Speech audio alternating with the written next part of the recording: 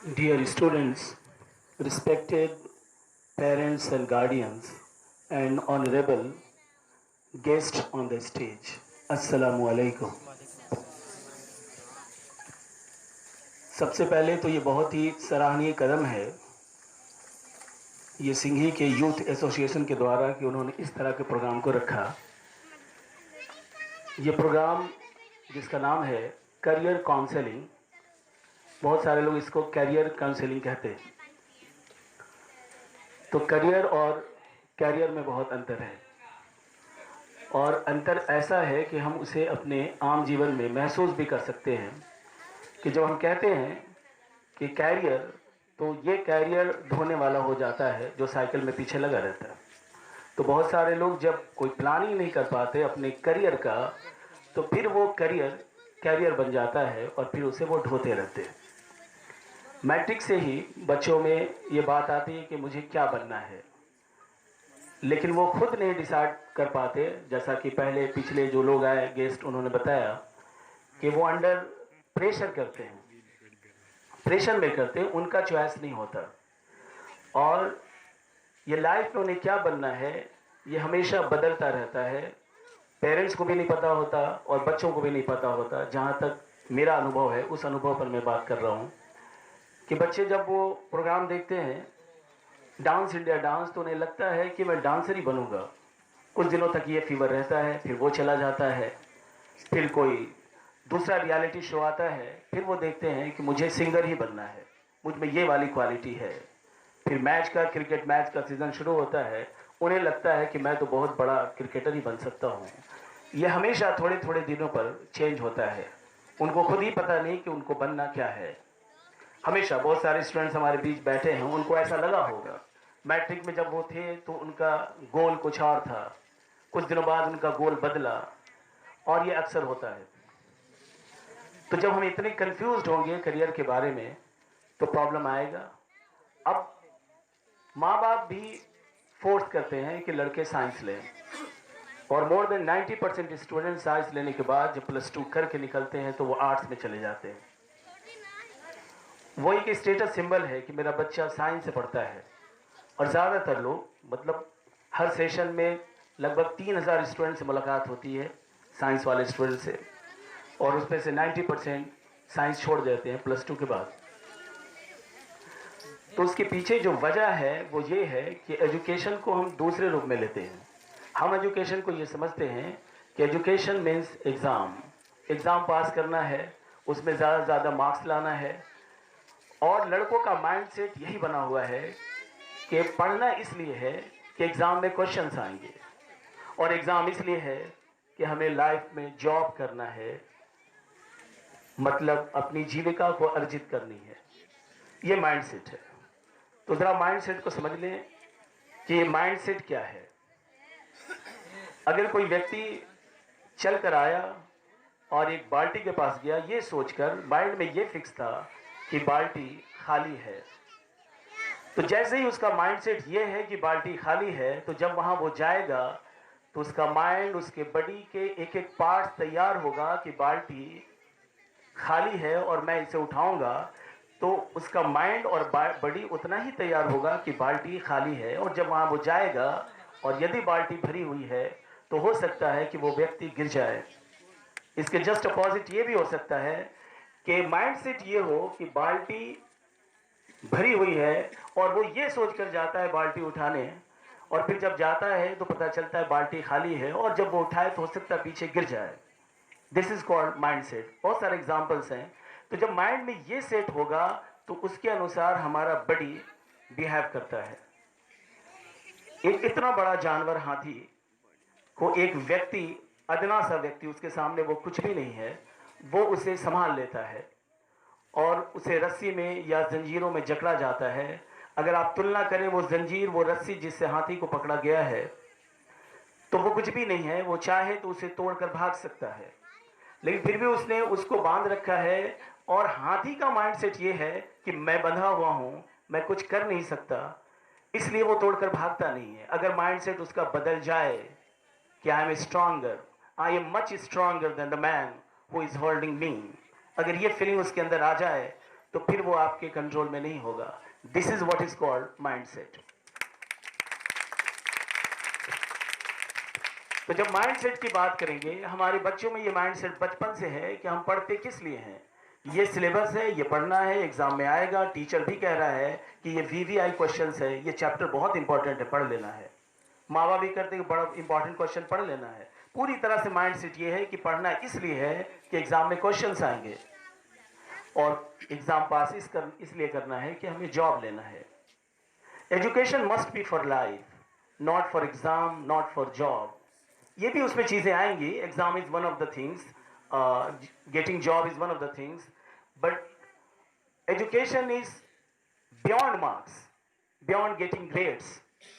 लेकिन जो माइंडसेट हमारा है वो यही है। तो बच्चे जब इस फीलिंग से 14 साल के बाद, वो 15 साल के बाद मैट्रिक करके निकलते हैं, तो उनका माइंडसेट ये होता है कि पढ़ते हम इसलिए हैं कि एग्जाम में क्वेश्चंस पूछता है, और अगर एग्जाम में क्वेश्चन ना पूछे तो पढ़ने का फायदा क्या है। अब बिहार सरकार ने बहुत वर्षों से अंग्रेजी को कंपलसरी नहीं किया है, बच्चे पढ़ते हैं, वो इंग्लिश नहीं पढ़ते। और मैं इंग्लिश के बारे में इसलिए नहीं बात कर रहा हूँ कि मैं as a teacher of English बात कर रहा हूँ, इसलिए नहीं। अब जब वो माइंडसेट ये चलता है कि एग्जाम में ये पूछेगा ही नहीं तो पढ़ना क्यों है, तो वो उतना ध्यान नहीं दे पाते जितना उन्हें देना चाहिए। और जैसे ही मैट्रिक कर लेते हैं उसके बाद वो फिर फंस जाते हैं, क्योंकि बिना अंग्रेजी के आगे काम होने को नहीं है। तो ये माइंडसेट बदलने की जरूरत है। करियर की बात हम बाद में कर लेंगे कि माइंडसेट क्या है, कि हम पढ़ते क्यों हैं। If we get education and if there is no change in our life, education ceases to have its importance. अगर एजुकेशन हम ले लें और हमारे बिहेवियर में, the way we talk, the way we sit, the way we behave with others, the way we talk to others, जिस तरह हम बात करते हैं, हमारा उठना, हमारा बैठना, हमारा बात करना, अगर वो न बदले तो what is the purpose of education. तो फिर शिक्षा का की अहमियत क्या है, उसका महत्व क्या है। तो ये बहुत ज़रूरी है कि हम माइंडसेट चेंज करें कि एग्ज़ाम तो हमें देना ही है, लेकिन सबसे ज़्यादा इंपॉर्टेंट बात यह है कि हम सीख क्या रहे हैं, उससे हमारे लाइफ में क्या परिवर्तन आ रहा है। If there is no change, education fails. तो ये समझने की ज़रूरत है। मैं ज़्यादातर हिंदी शब्दों का इस्तेमाल कर रहा हूँ ताकि सब लोग समझ पाएँ, और कुछ बच्चे तो बड़ा अच्छा अंग्रेज़ी बोल रहे थे, तो मैंने सोचा कि ऐसा करूँ कि हिंदी छोड़ ही दूँ तो बड़ा अच्छा रहेगा। तो ये करियर जब आप डिसाइड करें। अच्छा, कितने बच्चे ऐसे हैं जो अभी भी मैट्रिक परीक्षा पास करके आए हैं? वो रेज योर हैंड्स, वो हाथ उठाएं जो अभी भी मैट्रिक उन्होंने किया है। Only 2 students. मैं बुलाने वाले नहीं हूँ यहाँ पर, आप सिर्फ ऐसे उठा लें, मुझे पता चल जाए। और कुछ लोग इसलिए भी नहीं उठाते, हो सकता है कहीं यहाँ बुला ना लिया जाए। इंटरमीडिएट वाले जिन्होंने अभी अभी 10+2 किया हो, नहीं हम मतलब बुलाओगे ना मैं तुम्हें, है ना, वही रहो। तो हमें देखना पड़ेगा कि हमें लाइफ में करना क्या है। अगर हम एजुकेशन अपने जीवन के लिए करें तो फिर वो सारी बातें आएंगी। शुरू में मैंने कहा कि ये हमारा मकसद जो लाइफ का है वो बदलता है। तो बच्चों को नहीं पता, पेरेंट्स को भी नहीं पता, ज़्यादातर पेरेंट्स को, नॉट ऑल ऑफ देम, क्योंकि कुछ लोगों को बात बुरी भी लग सकती है। मोस्ट ऑफ द पेरेंट्स, उनको ये पता नहीं होता कि हम अपने बच्चों को किस दिशा में ले जा रहे हैं। बच्चे में क्वालिटी आर्ट्स की नहीं, साइंस की नहीं है, और उसे साइंस दिलवाते हैं। अब वो बेचारा फंस गया है, बाद में +2 में या तो फेल हो जाए या तो पास कर जाए, तो बस वो पास कर गया है। आजकल कुछ टॉपर भी हो जाते हैं बिना कुछ जाने हुए। और अभी तो उस लड़के ने पढ़ा भी, बहुत अच्छी बात कही।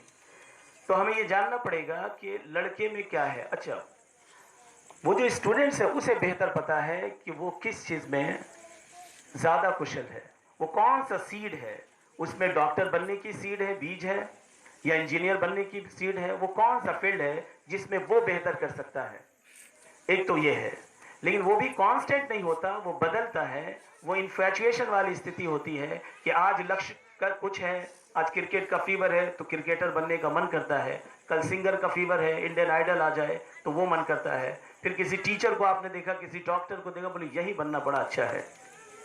तो लोग ऐसे सोचते हैं और ये बदलता है।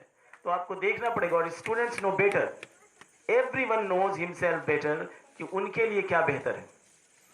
तो ये बहुत ज़रूरी है कि बच्चे खुद डिसाइड करें, जैसा कि डॉक्टर साहब ने कहा, बच्चे खुद डिसाइड करें कि उनको लाइफ में क्या करना है, और फिर वो इंटरैक्ट करें अपने माँ बाप से, पेरेंट्स से, गार्जियन से, कि मैं इस फील्ड में जाना चाहता हूँ, और तब वो उस फील्ड के जो माहिरीन हैं, जो लोग एक्सपर्ट हैं, उनसे वो कांटेक्ट करें और फिर बात करें।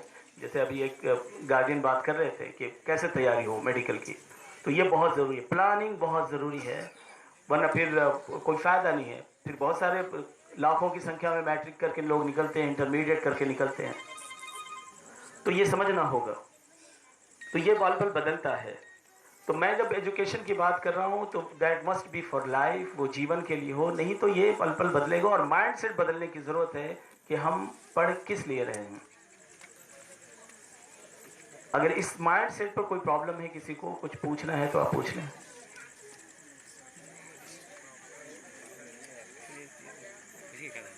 नहीं, इंतखाब अगर किसी को कोई प्रॉब्लम है, अच्छा कुछ लोग जो इंग्लिश में अगर किनको प्रॉब्लम है, करियर संबंधी कोई प्रॉब्लम हो, कोई बातें करनी हो, या इंग्लिश कोई कहीं पढ़े हैं और उसमें बहुत सारी ऐसी चीज़ें आती हैं जो बच्चे पूछ नहीं पाते क्लास में टीचर के पास। अक्सर वो टीचर का मतलब एक कॉन्सेप्ट है खड़ूस का, वो डरा डरा रहता है बच्चा टीचर से, वो डांट के बैठा देते हैं। तो कोई प्रॉब्लम हो किसी को तो आप पूछ लें।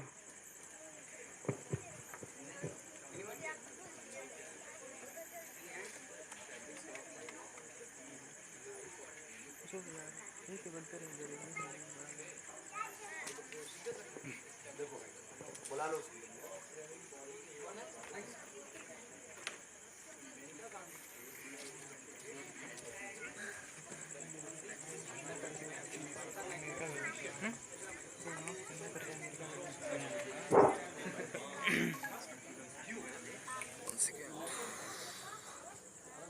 Sir, I want to ask a question from you. As a student of class 10th, I have experienced that our mindset is due to the pressure of teachers and guardians that what I have to choose, what they want to become and what they want to expect from us. We are a, if like me, there are many students of class 5. They did not know how to maintain their life. As an interest, they play cricket. As interest, they want to do a successful attempt in their chosen subject like mathematics and science. So, what should the role of guardian there to accommodate and to stop all these things to change the mindset of the guys and a small child of class 5th, 6th, 7th? Thank you very much. Very good question. And we must appreciate question को this. जितना short रखें उतना अच्छा है कि parents बच्चों को क्यों नहीं समझ पाते कि बच्चा किस फील्ड में जाना चाहता है। एक्चुअली पेरेंट्स रिस्पॉन्सिबल नहीं हैं, दे आर नॉट गिल्टी, वो दोषी भी नहीं हैं। They have concern for you, चिंता है उन्हें आपकी। वो सोचते हैं कि ये बच्चा है, छोटा है, इसकी उम्र क्या है। और बच्चे जो है वो बड़ों के लिए हमेशा बच्चे ही रहते हैं, तो वो इंटरफेयर करते हैं। आपको लगता है कि वो इंटरफेरेंस है, but that is a concern, that is a concern, that is not interference. अब चूंकि दो एंगल है, एक ओल्ड जनरेशन का है, एक यंग जनरेशन का है। यंग जनरेशन ये सोच रहा है कि मैं कंप्यूटर चला रहा हूँ, मैं व्हाट्सअप कर रहा हूँ, पापा को नहीं आता है। मैं इस फील्ड में जा रहा हूँ, मैं इंग्लिश में बात कर रहा हूँ, पापा नहीं करते हैं। तो इसकी वजह से एक फीलिंग ये होती है कि students start considering their parents to be inferior, वो कम समझने लगते हैं। लेकिन कुछ भी हो जाए, बेटा आईएएस क्यों ना बन जाए, बाप बाप ही रहेगा। पहले तो ये बात, वो कितनी बड़ी पोस्ट पर जाए तो बाप बाप ही होगा। And the experience they have, we have not had that. जो अनुभव है उनके पास, तो ऐसा नहीं कि वो इंटरफेयर कर रहे हैं, आपकी अपनी बातों को थोप रहे हैं। हाँ, वो अगर ज़्यादा एक्सट्रीम पर जाए दैट इज़ रॉन्ग, लेकिन वो तो हक बनता है कि उतना तो बोलेंगे ही ना। अब 5वें में, 6ठे में, अभी आप 10th कर रहे हैं, तो वो बेहतर जानते हैं और वो कंसर्न है आपके लिए उनके पास। तो वो आप उनको चेंज नहीं कर सकते, आप उनको कन्विंस कर सकते हैं, आप रिस्पेक्टफुल्ली बात कर सकते हैं। बात समझ में आ रही है? और कोई प्रश्न? मेरा ये है कि आजकल बहुत सारे गार्जियन में हम ये पाते हैं कि उनकी जो अपनी महत्वाकांक्षाएं हैं, जो अपने उम्र में, अपने स्टूडेंट लाइफ में या अपने बढ़ते उम्र में वो पूरा नहीं कर पाए, वो अपने बच्चों में देखना चाहते हैं। जैसा कि किसी की इच्छा रही हो कि वो इंजीनियर बने, किसी की इच्छा रही हो डॉक्टर बने, और वो खुद नहीं बनता है तो बच्चों को थोपता है कि मेरा बेटा इंजीनियर बन जाए, डॉक्टर बन जाए, प्रोफेसर बन जाए। ऐसे गार्जियन को आप क्या कहना चाहिए? इट इज़ नॉट रॉन्ग, ये गलत नहीं है अगर कोई ऐसा सोच रहा है तो। It is nothing but natural, स्वाभाविक है, ऐसा होगा कि जो मैं नहीं कर पाया मैं चाहता हूँ मेरा भाई कर पाए, मेरा मित्र कर पाए, मेरे बेटे कर पाए। एक हद तक ये ठीक है, लेकिन अब अगर कि चूंकि मैं नहीं बना हूं तो मैं बनना है और बेचारे को साइंस समझ में नहीं आ रहा है, और फिर वो फोर्सफुल्ली करेंगे नहीं तुम्हें ये करना ही है, करोगे कैसे नहीं, तुम यहाँ चले जाओ, पटना चले जाओ, कोटा चले जाओ, वो लड़का प्रेशर में आएगा और जाकर सुसाइड कर लेगा। तो पेरेंट्स कुछ हद तक तो सही हैं कि वो कह रहे हैं भाई मेरी इच्छा पूरी नहीं हुई, अब तुम्हारे माध्यम से मैं चाह रहा हूँ कि मैं डॉक्टर बन जाऊँ, मैं इंजीनियर बन जाऊँ, तो कुछ सीमा तक तो ठीक है। लेकिन अगर बिल्कुल वो अडिग हों, एक्सट्रीम पर चले जाएं और कहें तो ये गड़बड़ है। अब इस बात पर मैं स्टूडेंट से भी कुछ कहना चाहूँगा कि स्टूडेंट भी आजकल अक्सर घटनाएं घटती हैं कि किसी ने सुसाइड कर लिया, कोई ट्रेन से जाकर कट गया, मार्क्स कमाया था। अगर उसका मार्क्स कमाया है, 5 सब्जेक्ट्स हैं, 4 में वो पास है, 1 में वो फेल है, और अगर वो फेल 5 अंक से है तो स्टूडेंट से मैं बात करूँगा कि वो ज़्यादा पास हुआ है या ज़्यादा फेल हुआ है। 5 सब्जेक्ट्स है, 4 सब्जेक्ट्स में पास है, 1 सब्जेक्ट में उसे 5 मार्क्स कमाए, 10 मार्क्स कमाए और वो फेल, तो उसने ज़्यादा अच्छा किया है या ज़्यादा बुरा किया है? ज़्यादा अच्छा किया है। लेकिन वो जो एक स्टेप उठा रहा है वो थोड़े से के लिए, जो ना है वो बड़ा कम है, जो हाँ है वो ज़्यादा है, और जो ना है उसके लिए वो स्टेप उठाता है। कभी कभी यूँ भी होता है कि पापा ने कहा कि मैट्रिक में तुम फर्स्ट डिवीज़न आ जाओगे तो मैं तुम्हें ये मोबाइल सेट दे दूंगा, मैं ये तुम्हें गिफ्ट करूंगा। पापा ने नहीं दिया, बेटा नाराज़। तो देखना पड़ेगा अपने बच्चों को, यहाँ जो बैठे हैं, कि पापा जो आपको 15-20 सालों तक रखा है, पाला है, उन्होंने दिया ज़्यादा है या ना दिया ज़्यादा है? तो ये जो ना दिया ज़्यादा है उसके लिए इतना बड़ा एक स्टेप तुम देख लो कि एक तरफ तराजू में रख लें हम कि उन्होंने दिया ज़्यादा है या ना दिया ज़्यादा है, तो दिया ज़्यादा है बहुत भारी होगा, या ना दिया तो कुछ भी नहीं है। तो ये काउंसलिंग की ज़रूरत है बड़े पैमाने पर, नेशनल लेवल पर, कि वो लड़के ऐसा क्यों कर रहे हैं। Any other question from anybody, even from my student? And ask the question in brief. Sir, is teaching your interest? It is my personal question. Yes, the calling of teaching is my interest. Any other question? Thank you, sir.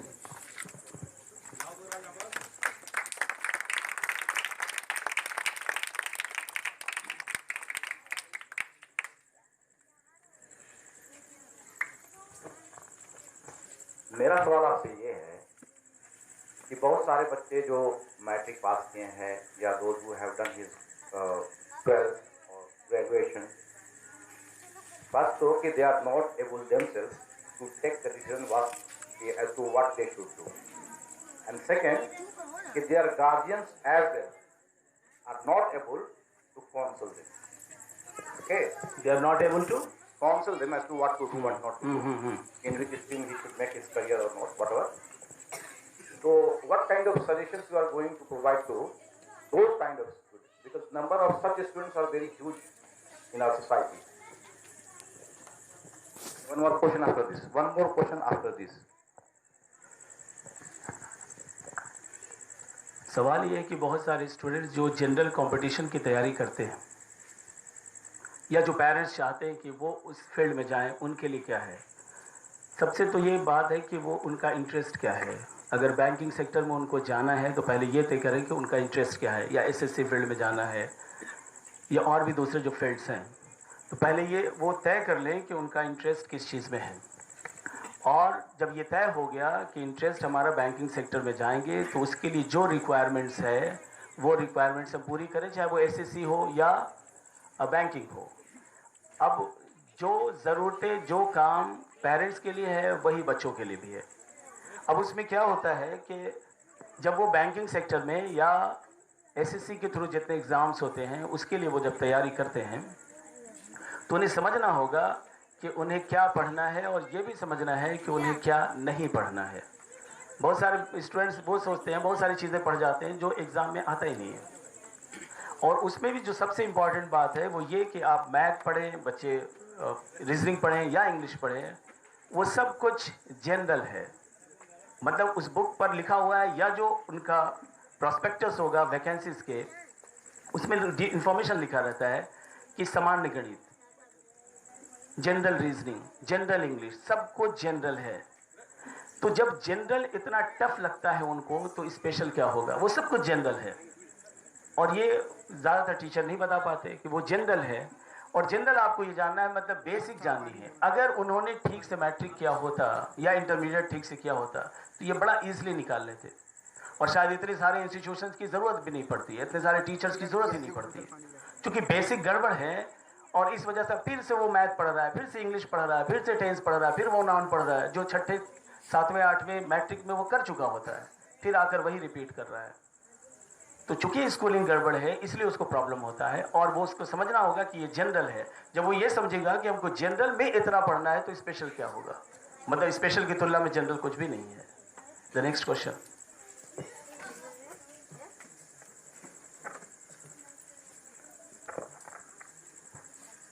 नहीं, हम ये पूछ रहे थे कि जो student जो है 10th पास किया हो या 12th पास किया हो तो उसको अपनी उसका मेंटल एबिलिटी डेवलप नहीं करी है उसकी कि डिसीजन वो खुद अपने आप ले सके, ठीक है। और दूसरे हैंड पर कि उसके जो गार्जियंस हैं या पेरेंट्स हैं वो भी उतने डेवलप नहीं है और उतने लिटरेट नहीं है, उतने एजुकेटेड नहीं है कि वो अपने बच्चों को काउंसिल कर सके क्या करें।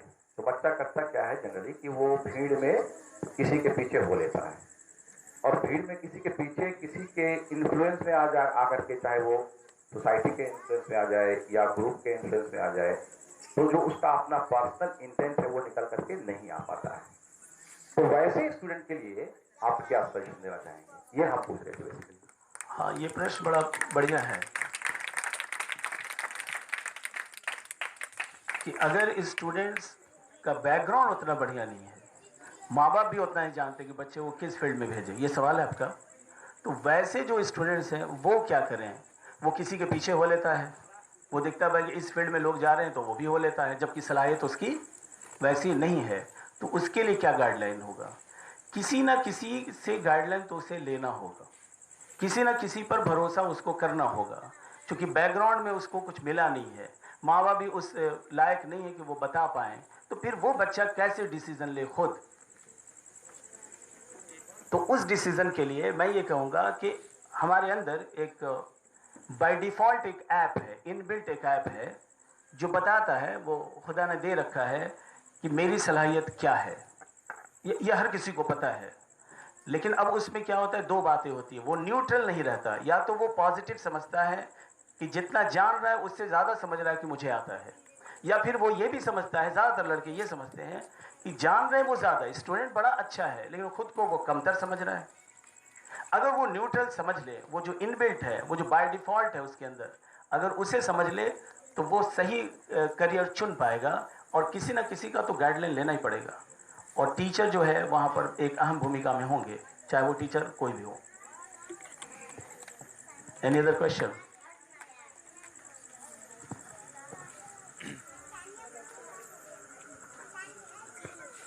सर, आप इंग्लिश के टीचर हैं और आजकल के कॉम्पिटिटिव युग में इंग्लिश बहुत इम्पोर्टेंट सब्जेक्ट के रूप में ये एस्टेब्लिश है। तो इंग्लिश में शुरुआत कैसे करें और उसमें कैसे हम महारत हासिल करें, कब कैसे उसको पढ़ें कि इंग्लिश हमारी स्ट्रॉन्ग हो और हम लोग आगे कॉम्पिटिटिव एग्ज़ाम्स में एक्सेल कर सकें, क्योंकि हर कॉम्पिटिटिव एग्ज़ाम्स में इंग्लिश मस्ट है। तो कुछ उससे अगर आप बताते कि कैसे हम लोग इंग्लिश को अपने स्ट्रॉन्ग करें और कहाँ से शुरुआत करें।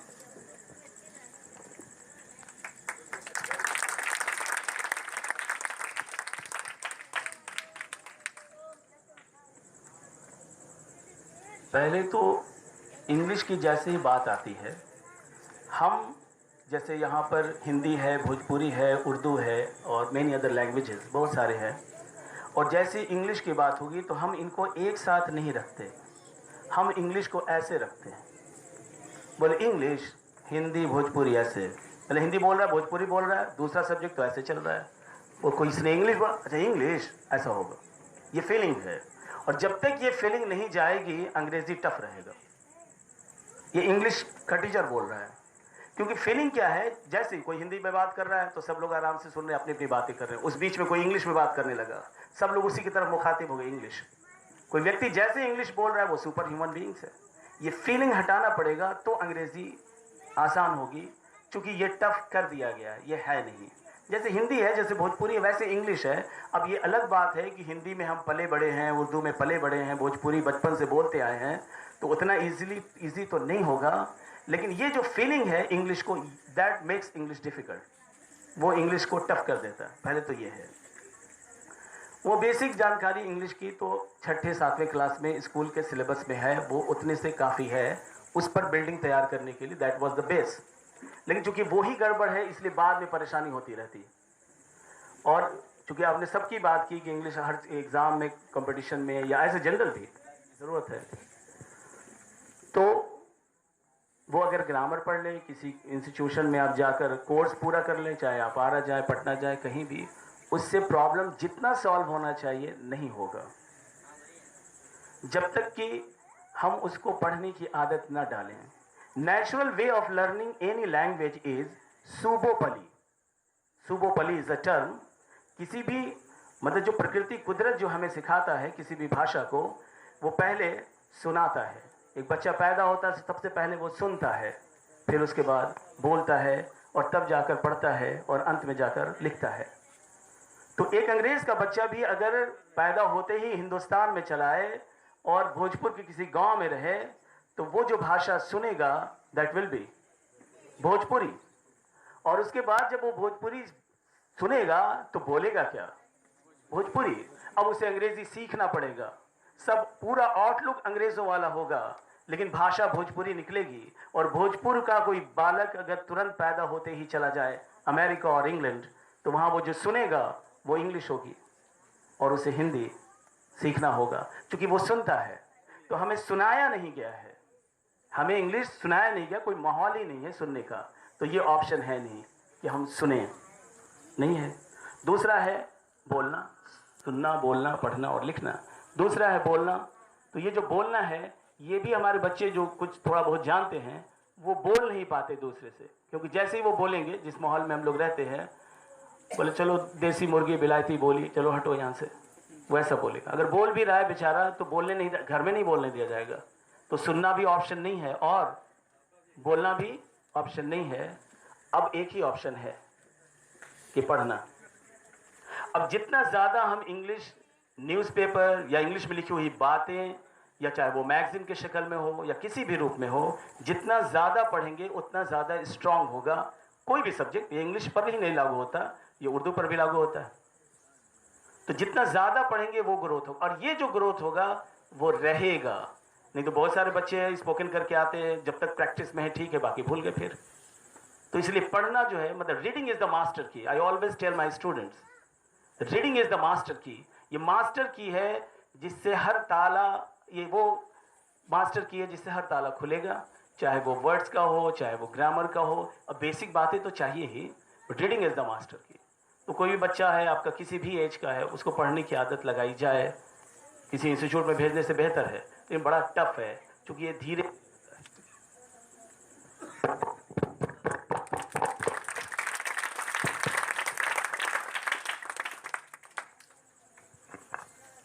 सर अस्सलाम वालेकुम। वालेकुम अस्सलाम। एक्चुअली मुझे एक बात जाननी थी कि आप इस पर भी थोड़ा सा रोशनी डालिए कि अगर कोई का गार्जियन फाइनेंशियल वीक हो बिल्कुल, और उसका बच्चा फाइनेंशियली वीक हो, जी फाइनेंशियल वीक हो, और उसका बच्चा पढ़ने में काफ़ी तेज है, और उसको इस बात में रुचि भी कि हम आगे पढ़ें, तो उसके लिए क्या क्या प्रोविजंस है गवर्नमेंट का, क्या क्या इसमें कुछ, इसमें प्लीज कुछ लाइट डाल दें। गवर्नमेंट के क्या प्रोग्राम्स है इसके बारे में बहुत ज़्यादा जानकारी हमको नहीं है। लेकिन अगर कोई फाइनेंशियली वीक है किसी भी मोहल्ले में, गांव में, किसी भी समाज में, और लड़का लेकिन तेज़ है, तो फिर उसको कैसे और उसको ग्रो कराया जाए, कैसे वो डेवलप हो, उसके लिए क्या किया जाए?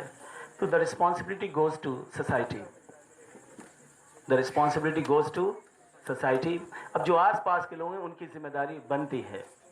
अब सरकार के बहुत सारी योजनाएं हैं, लेकिन जो वहाँ से चली और धरातल तक पहुँची, तो जहाँ पहुँचना था वहाँ पहुँच ही ना पाई।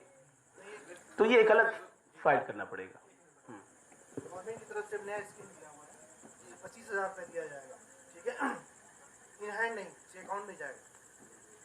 चीफ मिनिस्टर एजुकेशन ये है 25,000, वो उसके इंटरेस्ट से उसका खर्च जो है ना, इंटरेस्ट से उसका वो पढ़ाई होगा। 18 साल के बाद उसको जो 25,000 रुपया जमा किया गया है बैंक में, वो उसको पूरा मिलेगा, विथ इंटरेस्ट मिलेगा। लेकिन जो इंटरेस्ट, जैसे जो भी प्रोसीजर है इंटरेस्ट का, वो खर्च हर साल का उसको लड़के को मिलता रहेगा। ये है, इसके लिए आपने लेबर डिपार्टमेंट में आप जाइएगा। लेबर डिपार्टमेंट में वो इसका पूरा डिस्क्रिप्शन है, और जो भी जिसका रहेगा उसको यहाँ जाकर स्कूल से प्रिंसिपल से आपको लिखवाना होगा कि बच्चा इस स्कूल में पढ़ रहा है, और ये बहुत जो भी है कार्ड जो बनेगा उसको 2 और कार्ड बनना चाहिए, और वो लड़का फिर वहाँ जाके सिग्नेचर करना पड़ेगा, तब वो उसको पैसा जो भी प्रोसेस है उसे मिलेगा। ये फंड है, आप लेबर डिपार्टमेंट में जाइएगा तब मिलेगा। गवर्नमेंट की नई स्कीम है, इसमें 25,000 का रहेगा, वो जिसके अकाउंट में जमा होगा उसका हर महीने इंटरेस्ट जो खर्च के लिए जो रहा है एनुअली हो या क्वार्टरली जो भी है, उसको पैसा मिलेगा खर्च पड़ने के लिए। और पूरा जो स्कीम अभी 18 साल का जो हो जाएगा, तो पूरा पैसा उसका भी इंटरेस्ट मिलेगा।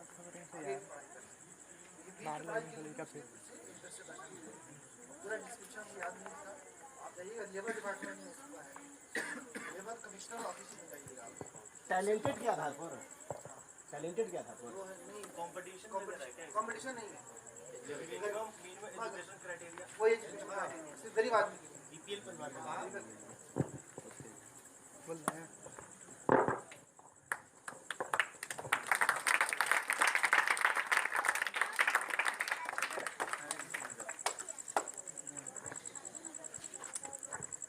अभी जो क्वेश्चन आया था कि जो स्टूडेंट टैलेंटेड हैं मगर they are not financially so sound, या उनका फैमिली बैकग्राउंड उतना फाइनेंशियली साउंड नहीं है, तो उनके लिए तो वेरियस स्टेज पर प्रोग्राम्स है, गवर्नमेंट का है, सोसाइटी का है, एनजीओज का है। जैसे कोई लड़का अगर मैट्रिक पास करता है या 10th पास करता है, 12th पास करता है, ग्रेजुएशन पास करता है, तो वेरियस फील्ड में, चाहे वो पब्लिक सेक्टर हो या प्राइवेट सेक्टर हो, दोनों फील्ड पे उसके लिए स्कोप है। एंड गवर्नमेंट, चाहे वो स्टेट गवर्नमेंट हो या सेंट्रल गवर्नमेंट हो, बहुत सारी अपॉर्चुनिटीज प्रोवाइड करती है। जैसे एक तो स्कॉलरशिप है कि कोई भी स्टूडेंट अगर फर्स्ट क्लास से पास होता है या फिर सेकंड क्लास से पास होता है, तो उसके लिए स्कॉलरशिप का प्रोग्राम गवर्नमेंट उनको फाइनेंशियली एड करती है, एक चीज़। दूसरी चीज़ की बिहार गवर्नमेंट भी और सेंट्रल गवर्नमेंट भी, दोनों गवर्नमेंट, चाहे वो SC/ST के स्टूडेंट हो या माइनॉरिटीज़ के स्टूडेंट हो, उनको जनरल कंपटीशन के लिए, जनरल कंपटीशन का मतलब कि क्लरिकल कैडर का जो जॉब होता है उसके प्रिपरेशन के लिए कोचिंग प्रोवाइड करती है। और पटना में तो बहुत सारी कोचिंग्स ऐसी हैं कि जहाँ पर जो मेधावी छात्र हैं, टैलेंटेड स्टूडेंट्स हैं, वो उनका दाखिला होता है और फ्री ऑफ कॉस्ट उनको कोचिंग प्रोवाइड की जाती है, एक चीज़। दूसरी चीज़ कि जो कोचिंग अटेंड करते हैं उसके बाद से फाइनली उनको एक लमसम अमाउंट भी दिया जाता है स्कॉलरशिप की, आप अपने आप को सस्टेन कर सकें, एक चीज़। दूसरे कॉम्पिटिटिव एग्जामिनेशन में, जैसे UPSC हो गया या BPSC हो गया या स्टेट PCS कहीं का भी हो गया, तो उसके लिए भी रेस्पेक्टिव गवर्नमेंट जो है, वो बिहार गवर्नमेंट हो गई या फिर सेंट्रल की गवर्नमेंट हो गई, वो कोचिंग प्रोवाइड करती है। And free lodging and fooding भी on a very minimum charge वो आपको प्रोवाइड करती है। जैसे दिल्ली में UPSC तैयारी कराने के लिए बहुत सारी इंस्टीट्यूशंस हैं, जैसे हमदर्द हो गया या फिर जामिया मिलिया हो गया, खास करके माइनॉरिटी स्टूडेंट्स के लिए, एक चीज़। और एक ज़कात फाउंडेशन है, तो जो लड़के ज़कात लेकर के पढ़ना चाहते हैं तो वो उनको ज़कात का भी फैसिलिटी प्रोवाइड है कि हाँ जाएंगे अपने क्रेडेंशियल्स के साथ, तो उनको ज़कात दिया जाएगा कि अपने आप को आप मतलब अगर चाहते हैं एजुकेशन में एक्सेल करना तो आपको दिया जाएगा। ऐसे बहुत सारी फैसिलिटीज।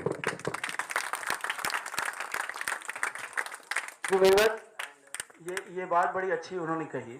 जब आप हायर क्लासेस में जाएंगे स्टैंडर्ड, तो बहुत सारी फैसिलिटीज़ है और पूरा डिटेल उन्होंने बताया भी। बिहार में भी चल रहा है, आमिर सुबहानी साहब के अंतर्गत में वो सारी बातें योजनाएं चल रही, बहुत सारे स्टूडेंट्स मेरे वहाँ पर हैं। लेकिन अगर शुरुआत में इनिशियल स्टेज में आफ्टर मैट्रिक कि कोई ऐसा बच्चा हो, ठीक है, वैसे तो बहुत सारे बच्चे उनकी मदद होती है मेरी संस्था की तरफ से, अगर ऐसा हो तो मैं अपना अंश देने को तैयार हूँ, उसमें से जो भी मेरा योगदान हो। ठीक है, thank you very much sir. और इस कार्यक्रम का one more question sir, last question, this will be the last question please, because it's too late, almost 9 o'clock। अस्सलाम वालेकुम।